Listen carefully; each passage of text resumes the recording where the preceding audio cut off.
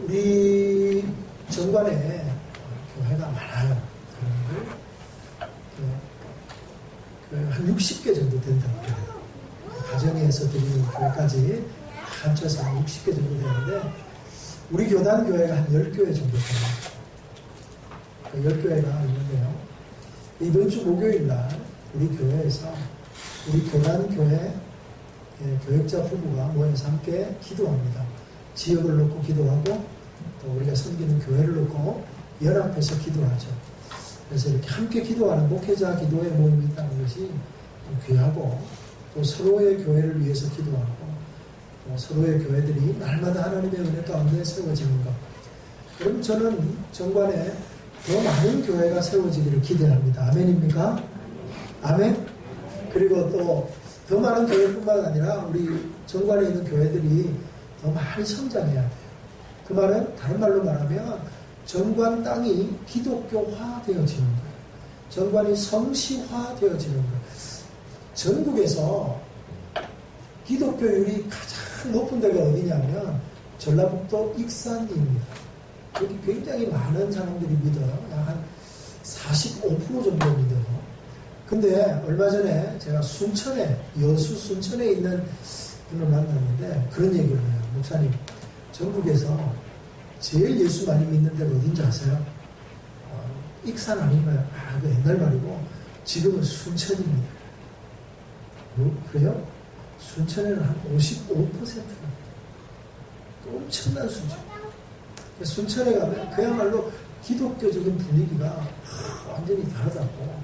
정말 한번 가보니까 다르대요. 여러분, 우리 정관이 50%가 예수 믿게 되는 땅이 되기를 우리 가슴에 품고 함께 기도하기를 바랍니다. 여러분, 그래가지고 야, 부산에 가니까 정관이라고 하는 신도시가 거기는 50%입니다. 여러분, 저는 정관 땅이 50%를 믿으면 이 나라가 소망이 있다고 생각해요. 왜냐하면 여러분, 이 정관이 부산에서, 아니 전국에서 가장 젊은 도시입니다. 평균 연령이 32세가 안 되는 굉장히 젊은 도시고요. 미취학 아동 또 초등학교 비율이 가장 높은 곳이 이 지역입니다. 근데 이 지역이 50%가 믿는다고 생각해요. 어마어마한 이야기예요. 마음에 감동이 안 오시는 것 같아요. 저만 감동이에요.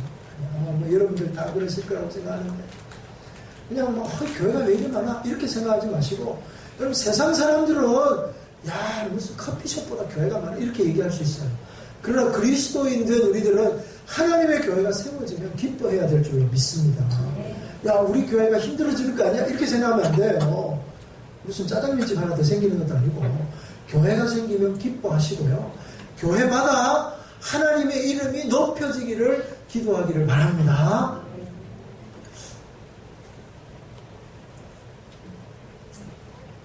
그래요. 저 혼자 기도할게요. 자, 말씀을 함께 나누려고 합니다. 오늘 저는 이 말씀 가지고 최고의 믿음, 여호와 일의 두 번째 시간을 가지려고 합니다. 저는 가끔 수술실 앞에서 교우들을 만날 때가, 성도들을 만날 때가 있습니다. 성도들이, 가족들이 수술하거나 어려움을 당하거나 또 수술이 있으면 언제든지 목사에게 먼저 연락하죠. 조금만 낮춰주세요. 모니터를 조금만 낮춰주세요. 수술실 앞에서 교우들을 만날 때 사랑하는 가족들을 수술실 안에 들여보내놓고 가족들이 얼마나 가슴 졸여하는지 모릅니다. 가슴을 졸이면서 몇 시간째 수술이 끝나기만을 기다리죠. 그때 그 밖에 있는 가족들의 가슴은 타들어갑니다. 그 수술이 어려운 수술이면 어려운 수술일수록 말이죠. 그냥 간단한 수술 같은 경우에는 좀 마음이 그래도 좀 덜하지만, 그래도 수술실에 들어가면 마음이 그렇지 않아요. 실제로 수술실 앞에 딱 있어 보면 마음이 그렇지 않아요. 그런데 생명을 걸고 목숨을 걸고 정말 중요한 수술을 할 때 그 밖에 있는 가족들의 마음은 아마 경험해보지 못한 사람은 잘 모를 거라고 생각합니다. 그 시간은 그들에게 가장 긴, 아마 가장 긴 시간일 것입니다. 인생에서 가장 길게 느껴지는 시간이 될지 모르겠습니다. 그래서 어떤 사람들은 그 초조함에 이기지 못해서 나가서 줄담배를 피우기도 하고요. 또 어떤 사람은 손을 만지작거리면서 그 초조감에 다리를 떨기도 하고요. 또 어떤 사람은 손을 모으고 기도하기도 하고요. 어떤 사람은 훌쩍거리며 울고 있는 사람들도 만나게 됩니다. 오늘 우리 본문에 나오는 아브라함은 그의 인생 가운데 가장 긴 시간을 보내고 있습니다. 바로 자기 집을 떠나 하나님의 아들을 바치라 한 산 모리아 산을 향해 걸어가는 그 3일 말이죠. 수술실 앞에서 기다리는 것 정도가 아니라 아들을 죽이러 가는 길이 3일이라는 거예요. 아들을 죽이러 가는 그 모리아의 산으로 올라가는 그 길이 3일이라는 거예요. 그 3일은 아브라함에게 엄청나게 긴 시간이었을 것이다. 그 시간은 번민과 갈등과 초조와 그야말로 온갖 생각으로 복잡한 마음으로 그 길을 걸어갔을 것입니다. 그러기에 그 시간은 너무나도 긴 시간이 아니었을까 생각합니다. 왜 어렵느냐? 왜 긴 시간이었느냐면 생각해도 이해할 수가 없는 거예요. 생각해도 아무리 근심하고 걱정해도 자기 아이를 어떻게 살릴까 생각해도 방법이 없는 거예요. 하나님의 말씀에 순종해야 되겠는데 하나님의 말씀이 순종은 하기로 결단하고 나왔지만 끊임없이 그의 마음 가운데 올라오는 원민과 갈등은 어찌할 수 없었을 것입니다. 여러분, 우리가 시험을 당할 때 하나님이 우리의 시험을 이기게 하시고 우리로 시험을 통과하게 하실 줄로 믿습니다. 아멘입니까? 그렇지만 시험을 당할 때 마음이 편안하십니까? 아니잖아요. 힘들잖아요. 근데 아브라함의 당하는 시험은 우리가 당하는 시험과 좀 달라요. 아브라함이 당하는 시험은 하나님이 직접 오셔서 말씀하세요. 네가 네 독자 이삭을 내게 바쳐라. 근데 우리가 당하는 시험은 대체적으로 어떤 시험이에요? 환경적인 거예요. 사업에 실패했다든지 병들었다든지 어떤 사람에게 괴롭힘을 당한다든지 하나님이 내게 주시는 시험이 아니라 하나님이 직접 내게 주시는 시험이 아니라 간접적인 거예요. 내 환경 가운데 만나는 시험이에요. 다르다는 거예요. 두 번째는 우리가 당하는 시험은 대체적으로 원인과 결과가 분명한 인과관계가 분명한 시험이에요. 무언가 내가 잘못했기 때문에 무언가 내가 일을 쳤기 때문에 무언가 어떤 일이 일어났기 때문에 이런 결과가 일어나는 거예요. 근데 아브라함의 시험은 그런 인과관계도 아닌 거예요. 만약에 하나님이 이삭을 바치라고 안 하고 이스마엘을 바쳐라 그랬으면 우리는 쉽게 생각합니다. 하나님의 방법에 순종하지 않고 인간적인 방법을 썼으니까 하나님이 이스라엘을 바쳐라 그러는구나 이렇게 쉽게 이해할 수 있겠는데 그것도 아니고 도대체 이게 무슨 말이야. 그래서 아브라함이 당하는 시험은 이 세상에서 당하는 시험 중에서도 최고 난이도의 시험, 최고 높은 시험이라는 거예요.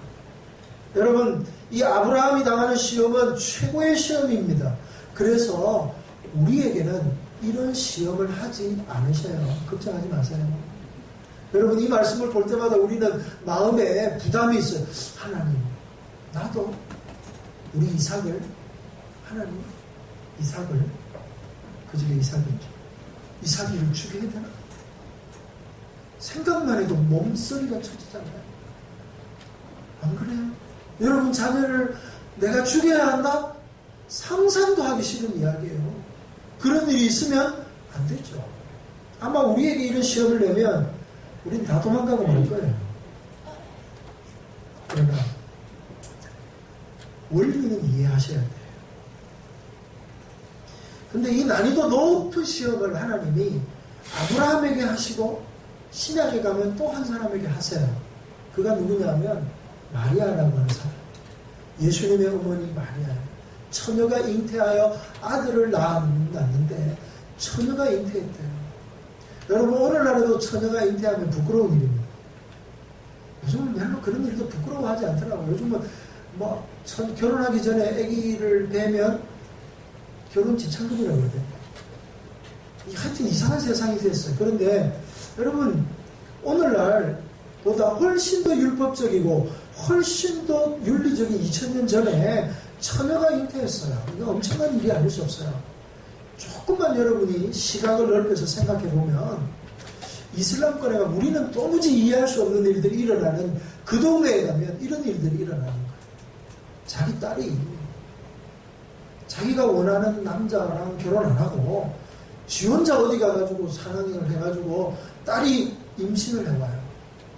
그러면 아버지와 그의 오빠가 그 딸을 죽여버립니다. 그리고는 다른 사람들에게 내가 이슬람의 율법을 지키기 위해서 내 딸을 죽여놓으라. 명예살인을 저질렀다. 그러면 그게 사회적으로 용인이 되는 거예요. 그런 무서운 종교가 있어요. 근데 이 이슬람이라고 하는 종교가 누구를 배우냐면 이슬람의 창시자인 마호멧, 무하마드라고 하는 이 사람은 유대인 마을에서 태어났어요. 그래서 유대인의 토라와 유대인의 율법에 아주 정통한 사람. 유대인의 율법을 배워가지고 이슬람을 만들고 유대인보다 우리가 더 열심히 하자. 그래서 율법을 더 강화시킨 게 코란이라고 합니다. 그래서 여러분, 다니엘이 하루에 몇 번 기도하죠? 하루에 3번 기도하잖아요. 그럼 이슬람 사람들은 하루에 몇 번 기도하는지 아세요? 5번 기도. 원래 이슬람 사람들도요, 3번 기도했어요. 근데 3번 기도하다 보니까 유대인들보다 나은 게 없거든. 그러니까 자기들이 법을 정하는 거야. 야, 우리가 유대인보다 한 번이라도 더 해야 안 되겠냐? 그러니까 4번 하자니까 4번은 이게 짝이 안 맞아. 이게 또 죽을 샀잖아. 기분이 안 좋아. 그래서 5번 하자. 진짜라니까요. 여기에. 그렇게 만들어진 게 그들의 율법인 샤리아, 코란이라고 하는 거기에서 나오는 율법이에요. 여러분, 2000년 전에 마리아가 살던 동네에 처녀가 잉태한 아들을 낳았다. 지금은 우리가 2000년 전에 어떻게 살았는지는 정확히 알지 못하지만 이슬람처럼 명예살인이 벌어지지 않았으리라고 생각하기 어렵습니다. 그만큼 무서운 일이에요. 그런데 주의 성령이 천사가 마리아에게 나타나서 여자여 두려워하지 마라. 주의 성령이 너에게 잉태할 건데 걱정하지 마라. 하나님이 너와 함께 할 것이다. 그 말씀을 할 때, 예 주님, 내가 주의 종이 주님의 말씀에 순종하겠나이다. 이렇게 얘기합니다. 이게 그렇게 쉬운 얘기가 아니라고요. 마치 아브라함이 그의 아들 이삭을 바치는 것과 같은 수준의 시험이라는 거예요. 뿐만 아니라 우리 주님이 이 땅에 오셨어요. 그분은 죄 없는 분이에요. 그분은 흠도 없고 티도 없고 그야말로 눈처럼 하얀 죄 없으신 분이에요. 그런데 죄 많은 사람이 져야 할 십자가, 죄 많은 사람이 저주받아 죽어야 할 나무 십자가를 지시고 우리 주님이 죽으셨어요. 우리 주님이 죽으시기 전날 밤에 하나님께 기도합니다. 할 수만 있거든 이 잔을 내게서 비껴가게 하옵시오. 그러나 나의 뜻대로 하지 마시고 아버지의 뜻대로 하옵소서. 그런 시험을 우리 주님이 통과하고 계십니다. 여러분, 이 말씀을 첫 번째 들었던 원독자가 누구였을까요? 우리가 성경을 읽을 때마다 늘 관심을 가져야 될 것은 이 본문의 말씀을 첫 번째 들었던 원독자가 누구냐는 거예요. 원독자는 이스라엘 백성들이에요. 모세가 창세기를 쓰면서 이스라엘 백성들에게 이 말씀을 전해주는 거죠. 제가 지난주에도 잠깐 말씀을 드렸는데요. 이스라엘 백성들이 어떤 백성들입니까? 애굽에서 종되었던 자들이었습니다. 그런 자들이 이제 하나님 앞에 하나님께서 그들을 탈출시켜서 광야에 데려다 놓은 거예요. 그런데 광야에 데려다 놓으니까 이제 뭐라 그럴까요? 이제 탈출해가 자유인이 되었으니까 너무나 좋긴 좋은데 홍해를 가르고 하나님이 우리를 건너게 하실 때는 막 하나님의 기적이 나타나고 능력이 나타나니까 너무나 좋아서 춤추며 기뻐했는데 그렇게 홍해를 건너서 도착한 곳은 그들이 살던 애국과는 너무나 다른 곳이었어요. 애국은 전 세계에서 가장 비옥한 토지를 가진 나일강 유역에 가장 앞서가는 농경 문화를 꽃피우고 그야말로 부와 명예와 또한 풍성함이 넘치는 땅이었는데 홍해 바다를 건너 들어간 시나이 반도는 그야말로 돌 위에 돌밖에 없는 광야예요. 먹을 게 한 개도 없는 거예요. 그야말로 자유인이라고 하는 명분은 얻었지만 들어가자마자 이제 삶의 무게가 그들을 찾아오는 거예요. 먹고 사는 문제가 이게 아무것도 해결이 안 되는 거예요. 먹을 게 하나도 없는 거예요. 당장 한 3일쯤 굶으니까 입에 이제 입이 이만큼 튀어나오기 시작하는 거예요. 원망이 튀어나옵니다. 뭐라고 얘기합니까? 우리가 애굽에 있었더라면 비록 고통은 당하지만 배고프지는 않았는데 뭐야 이거? 나왔더니 먹을 건 하나도 없고 물도 없고 우리를 여기서 죽게 하는 거. 차라리 애굽에서 죽었더라면, 여러분 우리말에 그런 말이 있죠. 먹고 죽은 귀신은 때깔도 좋다. 이런 얘기하면 좀 이상한데, 이스라엘 백성들 마음이 그런 거예요. 야, 거기 있으면 고통은 받지만 먹고 사는 문제는 문제가 아닌데 이게 뭐야? 여러분, 자유가 먼저입니까? 먹고 사는 게 문제입니까? 그것이 문제입니다. 네? 햄릿의 고민이에요. 그게 오늘 우리 인생의 고민이라고요. 이스라엘 백성들의 고민이에요. 그러니까 모든 걸 망각하고 하나님 앞에 불평하기 시작합니다. 하나님을 불평하고 원망하고 모세를 돌로 치려고 하고 원망하고 불평하지요. 자, 아브라함과는 비교도 할 수 없는 환경적인 어려움, 단지 힘들고 불편한 것 때문에 불평하는 이스라엘 백성들에게 하나님, 모세는 하나님을 믿는다는 게 무엇인지를 가르쳐야 될 필요가 있어요. 그래서 아브라함 얘기를 가져옵니다. 그래서 우리가 누군지 아니? 우리는 하나님의 선택을 받은 백성이야. 우리 조상인 아브라함이 본토 친척 아비 집을 떠나서 갈대아 우르에서 여기 와서 우리가 히브리 민족이 되었고 그가 여기 살 때 얼마나 고생을 많이 했는 줄 아니? 그런데도 그가 오직 하나님을 믿었어. 봐. 여러분, 이스라엘 백성들은요, 믿음이라고는 알지를 못해요. 태어날 때부터 노예로 태어났어요. 태어날 때부터 건강한 믿음을 가지지 못했어요. 자기 할아버지, 자기 그 할아버지도 하나님을 신뢰하는 것이 뭔지 몰랐어요. 그런데 그들이 세상에 와서, 광야에 와서 문제 앞에 딱 떨어졌을 때 그들의 믿음은 그야말로 바닥을 치고 있는 거예요. 그들에게 믿음이란 이런 거야 보여주고 있는 것입니다. 여러분, 자, 설명을 드릴게요. 건강한 가정에서 자라지 못한 사람은 자기가 건강한 가정을 꾸리는데 굉장히 어려움이 있습니다. 가정의 아름다움을 본 적이 없는 사람은 결혼 후에도 가정을 아름답게 꾸려가는데 굉장히 어려움이 있어요. 많이 배우는 거하고 상관없습니다. 미국에 어떤 심리학자가 있었습니다. 이 사람은 자기 아버지하고 대화가 잘 안 돼요. 자기 아버지가 알코올 중독자였기 때문에 그렇습니다. 그래서 술만 먹고 들어오면 집안에 모든 걸 다 때리고 쓰고 아이들을 그냥 반쯤 죽일 정도로 때리는 거예요. 그런 집에서 컸어요. 아버지가 너무 미웠어요. 싫었어요. 그래서 나는 이런 가정을 만들지 말아야 되겠다 해서 그가 공부한 게 가정학이에요. 가정심리예요. 그래서 유명한 상담 심리학자가 되고 가정학자가 되었어요. 그래서 그가 가정을 행복하게 끌어가려고 하는데 가만히 보니까 자기 아들하고 자기가 얘기가 잘 안 돼요. 자기 아들이 자기를 슬슬 피하는 거예요. 왜 이럴까? 아버지는 나만 보면 때려가지고 나는 그 아들을 너무나 사랑해서 일평생 한 번도 뭐라 한 적이 없어요. 한 번도 아이를 때려본 적이 없어요. 무조건 아이가 잘하든 못하든 무조건 칭찬만 했어요. 그런데 애는 자기를 슬슬 피하는 거예요. 근데 엄마랑은 얘기를 잘하는 거예요. 도대체 왜 이럴까? 원인을 살펴보니까 이 아들에게 너무 잘해준 게 문제인 거예요.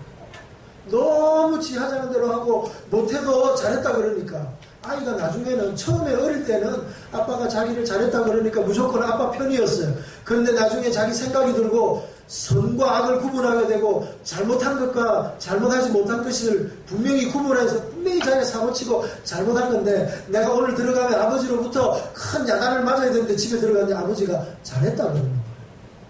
그러니까 그때부터 애가 헷갈리는 거예요. 우리 아버지는 나를 사랑하는 게 맞나? 나는 정말 우리 아버지 아들이 맞나? 혹시 나는 주워온 아들이 아닐까? 너무 잘해주도 그래요. 여러분, 우리가 알잖아요. 정말 사랑하면 징계할 수밖에 없을 때가 있어요. 잘못할 때는 애를 징계해야 돼요. 정말 곁길로 갈 때에는 우리 주님이 채찍을 치듯이 우리가 교훈과 훈계로 아이들을 가르쳐야 할 때가 있단 말이에요. 근데 그때도 잘했다 그러니까 애가 헷갈리는 거예요.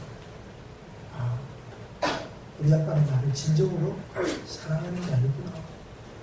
그러니까 멀어지는 거예요. 그러니까 대화가 안 되는 거예요. 저는 교회 목회를 하면서도 교인들에게도 이런 교인들이 있어요. 문제가 있고 병든 교회에서 신앙생활 한 사람은 마음속에 근본적으로 교회와 목회자에 대한 불신이 있어요. 그래서 교회는 그저 최소한의 기능만 해야 된다고 생각해요. 교회에 대한 소망이 없어요. 그래서 교회에 대한 교회 생활을 하면서 항상 부정적이고 자기 방어적인 신앙생활. 딱해. 교회가 그래야 뭔가 있겠지. 목사님이 뭘 얘기하면 그걸 수수하게 안 받아들이고 뭔가 또 목사님의 의도가 있을 거야. 빼딱하게 생각. 교회에 대한 소망이 없어요. 기본적으로. 그 교회는 그냥 예배만 드리는 곳. 그래서 예배만 드리고 그냥 참말로 하나님이 순종하라 그러니까 주일하라 그러니까 마지못해 시키는 일 정도 그 정도만 하는 거. 주일날만 교회 가는 거. 그 위에 깊이 들어가면 안 돼. 깊이 들어가면 들어갈수록 상처받아. 그래서 마음에 이렇게 생각해. 교회와 처가집은 멀면 멀수록 좋아. 네? 이런 생각을 하는 거예요. 왜요? 건강한 교회상이 없기 때문인 거예요. 그런데 어렸을 때부터 아니면 신앙생활 처음 하면서부터 건강한 교회에서 신앙생활 한 사람은 어떻게 해서든지 내가 다니는 교회, 내가 섬기는 교회가 아름답고 건강한 교회로 만들기 위해서 자기가 희생하고 헌신하고 내가 이 교회를 위해서 주님 무엇을 감당해야 합니까? 다르다고요. 신앙생활을 하더라도 저기가 섬기는 교회가 건강하고 아름다운 교회가 되어서 세상을 변화시키고 이 교회를 통하여 하나님의 영광이 선포되고 이 교회를 통하여서 하나님의 이름이 높여지기를 원해야 되는데 교회가 뭐 다 그렇지 뭐. 교회 원래 사람들 다 그래. 교회에 대한 기대가 없어요. 교회에 대한 소망이 없어요. 그러니까 교회에 대해 무엇을 요구할 것도 없는 거예요. 근데 교회는 안 가면 안 되니까 주일날 예배는 드려야 돼. 아니요. 여러분, 교회는요, 우리 주님이 피 흘려 세우신 영광스러운 곳이 교회인 줄로 믿습니다. 이 교회가 세상에 보르고요, 이 세상은 교회 때문에 살아가는 줄로 믿으시길 바랍니다. 소돔과 고모라가 의인 10명이 없어서 멸망하는 것처럼 이 땅에 교회가 건강하게 세워져야 이 땅이 유지되어지고 이 땅이 하나님의 공의가, 하나님의 사랑이, 하나님의 은혜가 강물같이 흘러넘치게 될 줄로 믿습니다. 우리가 그런 기대를 가져야 돼요. 그런 소망을 가져야 돼요. 그래서 좋은 교회를 꿈꿔야 돼요. 좋은 교회를 기대해야 돼요. 사랑하는 성도 여러분, 우리 은혜의 교회가 이제 시작하는 교회잖아요. 우리 교회도 여러 있는 기성교회들처럼 그렇고 그런 교회가 아니라 참으로 이 마지막 때에 주님이 찾으시는 교회가 되기를 기대하고 소망하는 우리 교회 성도들이 되기를 주의 이름으로 축원합니다. 그래요. 아브라함이 이스라엘 백성들에게 믿음을 이야기하는 거예요. 날마다 불평하고 불만하고 조금만 없으면 마치 노예되었을 때 노예는 늘 시키는 일만 하면 되는 거예요. 그러다가 밥 안 주면 불평하면 되는 거예요. 감독관에게 왜 안 주냐?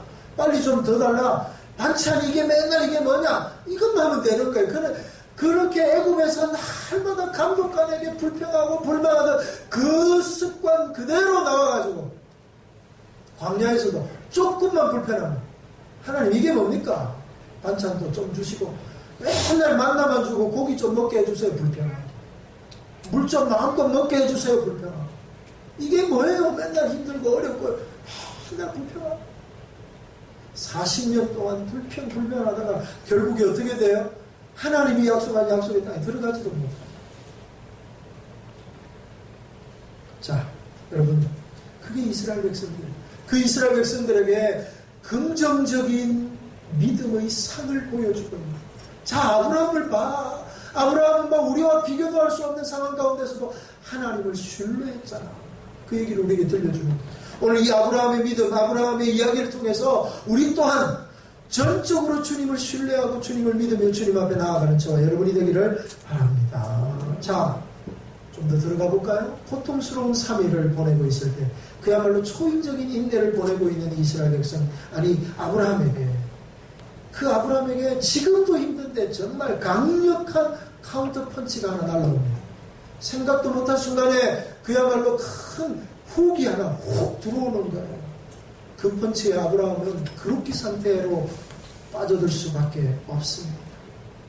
7절 말씀, 22장 7절에 그의 아들 이삭이 이렇게 말합니다. 아버지여, 내 아들아 내가 여기 있노라. 이삭이 이르되 불과 나무는 있거니와 번제할 어린 양은 어디 있나이까.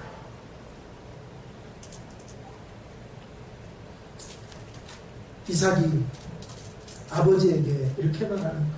아빠, 불도 있고 나무도 있는데 번제할 어린 양은 어디 있어요? 자기 아버지랑 늘 제사를 드려봐서, 번제를 드려봐서 너무나 잘 아는 거예요. 불도 있고 나무도 있고 어린 양도 있는데 이 번제로 드려야 할 어린 양은 어디 있습니까? 이 사랑하는 아들의 이 한마디에 아브라함은 쾌우가 될 뻔합니다. 어떻게 이 순진한 아들, 아버지를 100% 믿는 이 아들, 눈을 초롱초롱하게 뜨면서 영롱한 목소리로 아버지에게 이렇게 묻습니다. 아버지, 번제할 어린 양은 어디 있나요?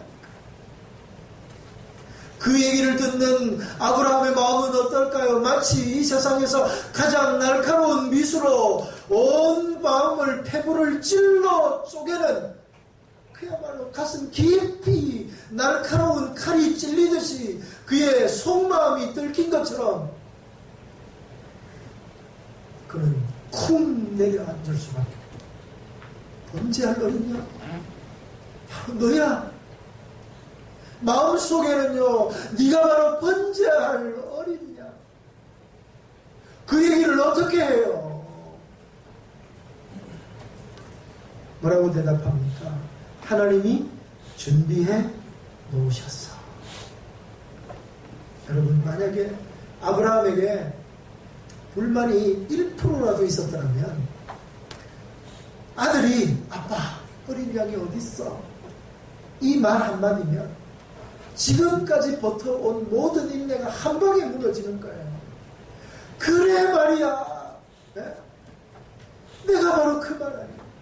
내가 지금까지 널 데리고 오면서 얼마나 고민하고 얼마나 내가 걱정하고 갈등했는지 몰라. 내가 바로 그게, 하나님이 어떻게 너를 죽여라 그래. 야, 빨리 도망가. 빨리 도망가. 빨리 여기서 떠나. 그럴 것 같은데. 나 같으면 그랬을 것 같은데. 우리 같았으면 그랬을 것 같은데. 아브라함은요, 뭐라고 그래요? 약속의 말씀을 하나님을 전적으로 신뢰하는 분이 아들에게 확신에 찬 목소리로 이렇게 얘기합니다. 하나님이 어린 양을 준비해 놓으셨을 거예요. 여러분, 이 말씀을 보면서 우리는 우리의 뒤를 뒤돌아보시기 바랍니다. 우리는 하나님의 계획을 알 수가 없어요. 지금 우리가 고통을 당하지만 하나님의 뜻이 어디 있는지 알 수가 없어요. 그러나 하나님은 반드시 우리 앞에 하나님의 약속이 이루어질 줄로, 하나님의 놀라운 은혜를 예비해 두신 줄로 믿으시기를 바랍니다. 그 믿음이 아브라함에게 있으니까 하나님이 어린 양을 준비해 놓았어요.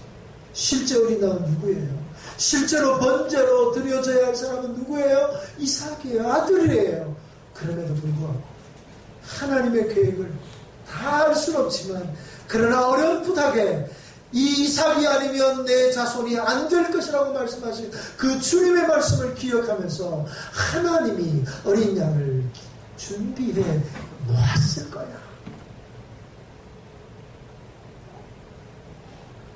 여러분, 하나님의 뜻에 순종하는데 가장 방해가 되는 사람 누굽니까? 내가 가장 사랑하는 사람, 사랑하는 아내가, 사랑하는 남편이, 사랑하는 어머니가, 사랑하는 아들이 내가 하나님 앞에 나아가는 데 있어서 가장 장애가 됩니다. 왜냐하면 그들은 나를 너무나 사랑하는 거예요. 그래서 내가 고생하는 걸 보지 못하는 거예요. 그래서 기회만 있으면 고생하지 말고 안정된 곳으로 가. 위기만 닥치면 하나님으로부터 도망가. 하나님 곁에 있으면 너 계속해서 어려움을 당하고 고통을 당하고 힘들 거야. 그러니까 떠나가! 라고 얘기하는 거예요. 여러분, 우리 주님이 걸어가신 길은 어떤 길입니까? 골고다의 길이에요. 좁은 길이에요. 나를 따라오래거든 자기 십자가를 지고 자기를 부인하고 따라오래요. 우리가 가는 길은요, 로맨틱한 길이 아니에요. 우리가 가는 길은 장미꽃 길이 아니에요. 우리가 가는 길은 꽃을 뿌려놓은 꽃길이 아니라고요. 우리가 가는 길은 축복의 길이 아니라는 거예요. 우리가 가는 길은 가시밭길이고, 우리가 가야 할 길은 좁은 길이고, 우리가 가야 할 길은 십자가의 길이고, 우리가 가야 할 길은 눈물 없이는 갈 수 없는 그 길이에요. 그래서 우리 주님이 누가복음 14장 26절에 이렇게 말씀합니다. 무릇 내게 오는 자는 자기 부모와 처자와 형제와 자매 및 자기 목숨까지 미워하지 아니하면 능히 나의 제자가 되지 못하고.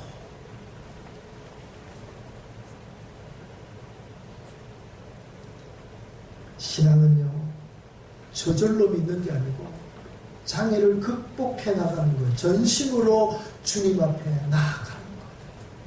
사랑하는 성도 여러분, 오늘 우리가 우리의 앞길을 막는 모든 장애를 다 건너뛰고 주님 앞으로 한 걸음씩 한 걸음씩 나아가게 되는 역사가 있기를 바랍니다. 그렇다면 최고의 믿음이란 무엇일까요? 최고의 믿음이란 어떤 것입니까? 시련에서 승리하는 건요, 그 정도의 얘기가 아니에요. 최고의 믿음은 자기에게 가장 귀한 것을 하나님 앞에서 포기하는 것, 그게 바로 최고의 믿음이라는 것. 아브라함에게 가장 귀한 것은 이삭이었습니다. 예수님의 어머니 마리아에게 가장 귀한 것은 그의 처녀성이었습니다. 우리 예수님에게 가장 귀한 것은 그가 바로 하나님과 하나님의 영광을 가진 것이었습니다. 그런데 아브라함은 이삭을 포기했습니다. 이삭을 내려놓았습니다. 마리아는 자신의 처녀성을 내려놓았습니다. 예수님은 자신의 하나님 되심을 다 내려놓고 그는 근본 본체 하나님이시나 동등됨을 취할 것으로 여기지 아니하시고 종의 형체를 빌어 이 땅에 오셨다고 말씀하고 있습니다.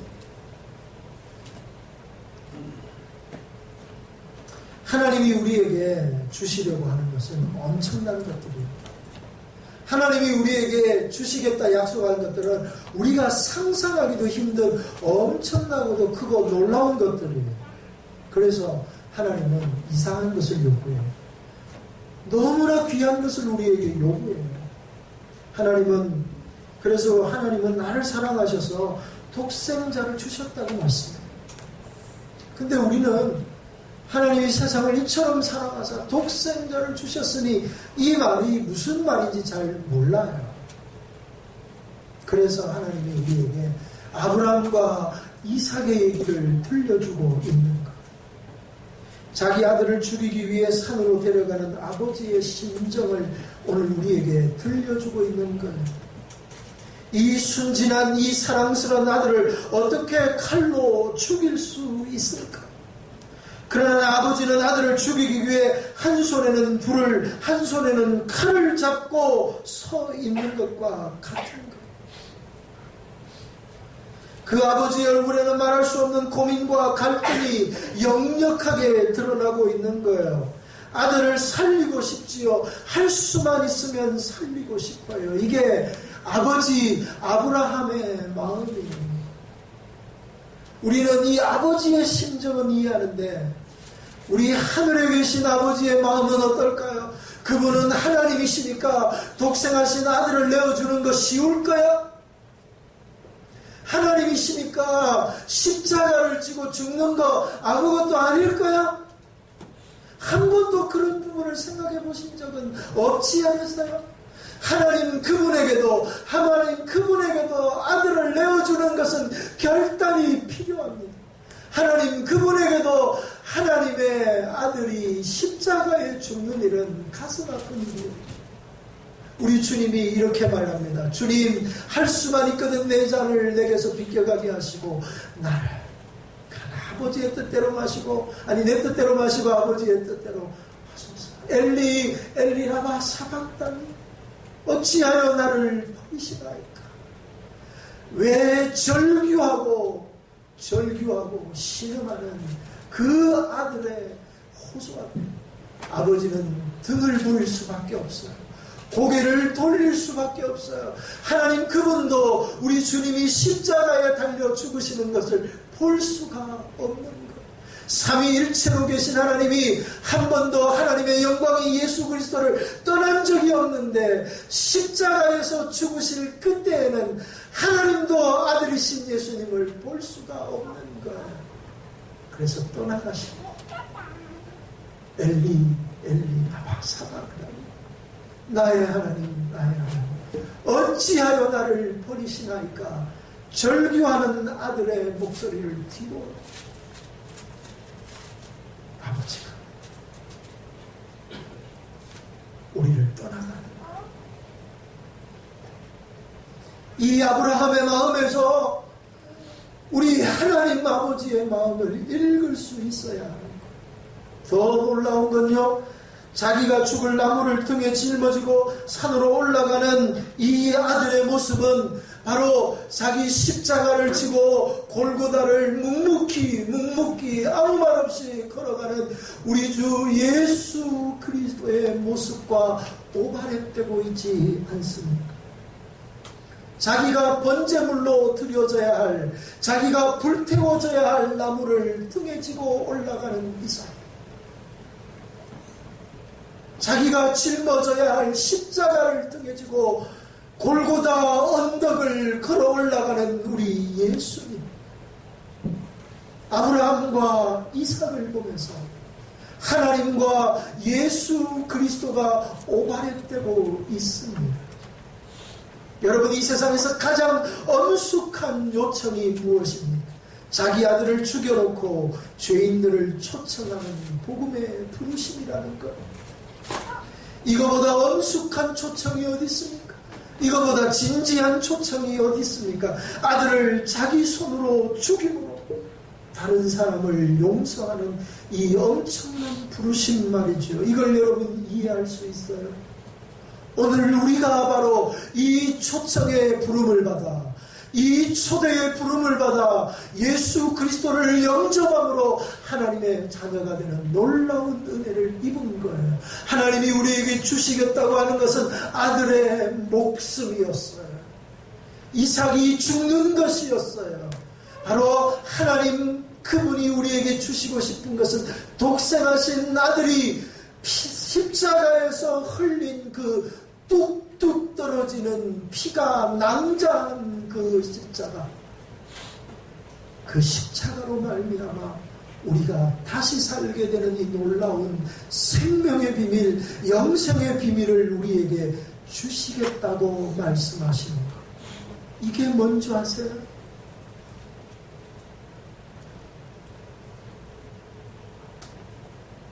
이 말씀을 우리에게 들려주는 것. 신앙이란 뭐예요? 가기 싫은 교회 억지로 나오는 것 아니에요. 교회 나와서 좋은 말씀 듣고 삶의 유익을 얻는 정도가 아니에요. 교회 나온다는 것은 나를 위해 십자가 지신 그 놀라운 생명의 십자가 앞에 붙들려서 내가 이제는 죽고 그리스도 안에서 다시 사는 것, 죄에 대해서 죽고 의에 대해서 다시 살고 하나님의 영광 안에 다시 사는 놀라운 이야기라는 거예요. 아브라함을 보세요. 이삭을 보세요. 하나님과 예수 그리스도를 보시기를 바랍니다. 그래서 조금 힘들어도 원망하지 마세요.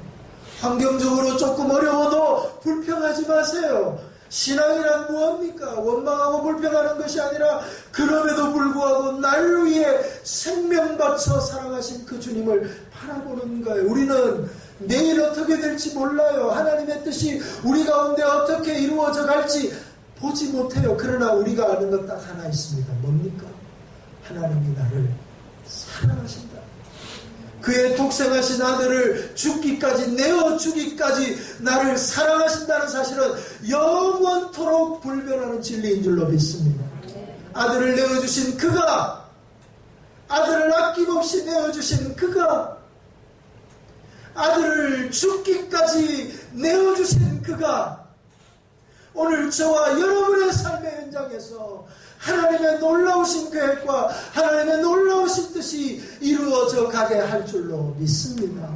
우리는 망할 수 있는 존재가 아니에요. 우리는 이 세상에서 힘들 존재가 아니라고요. 우리가 얼마나 존귀한 자이고 우리가 얼마나 하나님의 사랑과 하나님의 은혜를 힘입어야 할 사람인지 오늘 이 본문에서 만나게 되기를 주의 이름으로 축원합니다. 하나님이 원하시는 게 무엇인지 보세요. 아브라함은 자기 아들 이삭까지도 나를 위해 포기하지 않았니? 너는 나를 쫓아오려면 너는 무엇을 내려놓고 쫓아오려? 너 자존심 있어? 내려놔. 우리가 주님을 쫓으려면 우리의 간과 쓸개도 다 빼놓고 주님을 쫓아가야 된다니까요. 자존심, 감정 다 버리고 내 가장 귀한 것 다 주님 앞에 내려놓고 주님 앞에 와야 된다니까요. 왜요? 우리 주님이 우리를 위해 간과 쓸개를 다 내어놓으셨어요. 하나님의 하나님 되심을 다 내려놓으셨어요. 자존심 다 내려놓으셨어요. 수치를 당하시고 멸시를 당하시고 침뱉음을 당하시고 손가락질을 받으시고 벌거벗음을 당하시고 우리가 주님 앞에 어떻게 나아가야 할까요? 오늘 이 아침에 최고의 믿음을 보여주는 아브라함을 따라서 우리 또한 최고의 믿음, 최선의 믿음을 가지고 내가 하나님 앞에 나아가기로 결정하는 복된 아침이 되기를 주님 이름으로 축원합니다. 아멘. 함께 찬양할까요?